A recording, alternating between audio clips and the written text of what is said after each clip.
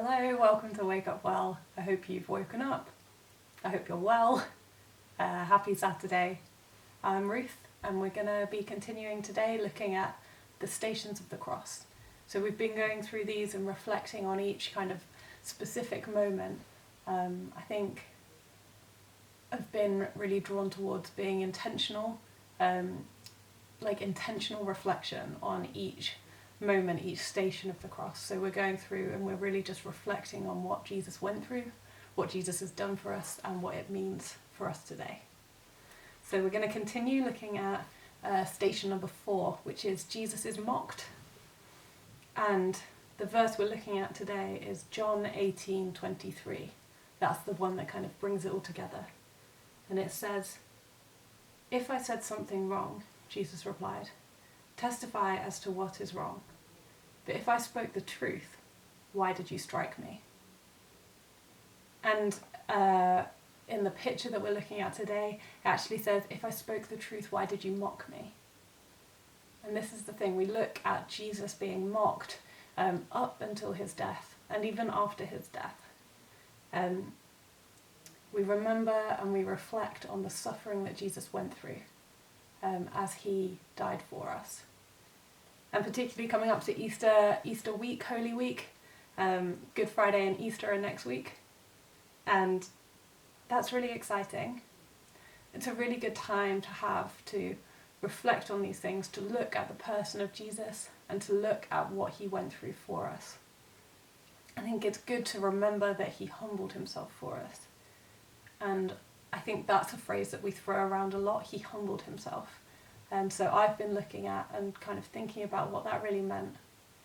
Because here he's quite outspoken. He's really living out that point of zeal for your house will consume me. That's the thing that he says in Scripture. He's quoting from Scripture when he says that. He says, "Zeal for your house will consume me."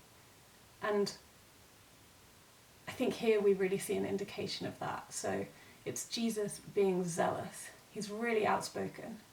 "If I spoke the truth, why did you strike me?" He's so incensed that he spoke the truth.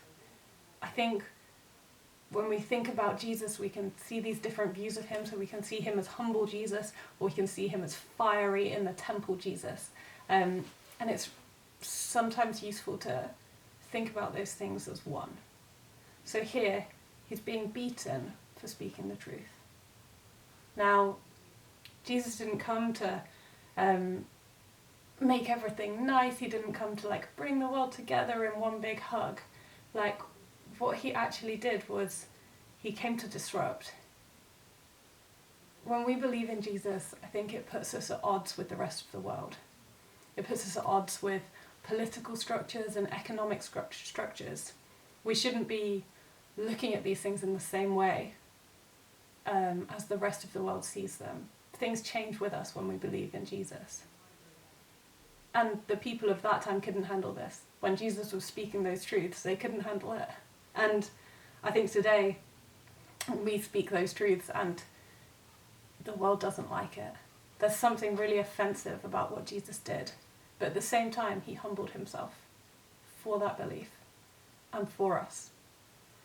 And I like to think of it kind of as a holy interruption. So he comes in and he disrupts what's going on. And we're called to be that as well. I think sometimes we're not as comfortable with that as we want to be, but we're called to disrupt the things that we see that aren't truth and to speak truth into those situations, even when it's uncomfortable. So today, as we come to Jesus, let's bring our suffering to God. There are definitely things over this last year that haven't been perfect. No one's saying that, oh, everything's great. There have been times where people have dealt with a great loss in many different ways, and grief and mourning. And it's good to bring that to Jesus. And it's good to bring that to God, remembering that our suffering here is only temporary. That actually, because of what Jesus has done, our suffering is temporary. And he did that for us. So yeah, take some time today to reflect on Jesus, what he's done for us, and what that means. I think looking at Jesus and remembering that he's fully human he is also fully God. But yeah, so that's just a few things to leave you with today. I hope you've enjoyed it, and I hope you have a really great day. See you soon.